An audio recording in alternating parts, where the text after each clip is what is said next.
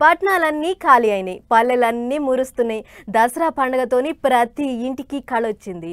పిల్ల జెల్లతోని సందడిగా కనిపిస్తున్నాయి. చిన్నమ్మలు, పెద్దమ్మలు, అక్కచెల్లెళ్ళు, అన్నదమ్ములు, పెద్ద మనుషులు మంచి తెలుగు సినిమా చూసినట్టే ఉంటున్నాయి ఇళ్ళని అన్నట్టు కొండారెడ్డి పల్లికెంచి కొడంగల్ పోయిండట రేవంత్ రెడ్డి సారు.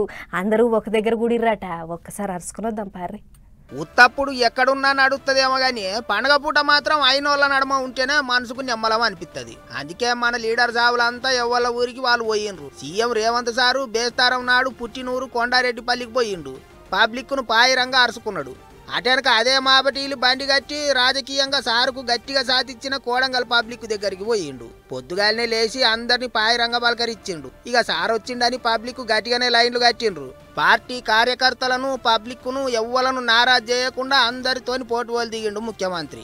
ఎప్పటికీ గిట్లనే దసరా వచ్చిందంటే చాలు తొలుత కొండారెడ్డిపల్లె అటెనక కోడంగలు రెండు జాగలకు పోవుడు అస్సలు యామారడు సారు. రెండు దిక్కులోళ్ళు నా ఓళ్ళే అన్నట్టు చేస్తుంటాడు. ఇంకా ఈసారి పబ్లిక్ తోని ముచ్చట్లు తక్కువనే నడిచినాయి. పోయినసారి అందరితోని మీటింగ్ పెట్టుకొని అట్ట చేద్దాం ఇట్ట చేద్దాం అన్నట్టు మాట్లాడిండే. కానీ ఈసారి వేరే వేరే పనులు పడ్డాయో ఏమో, మరి జల్దిగానే పట్నం చేరిండు పెద్ద సారు అనుకుంటారు అందరూ.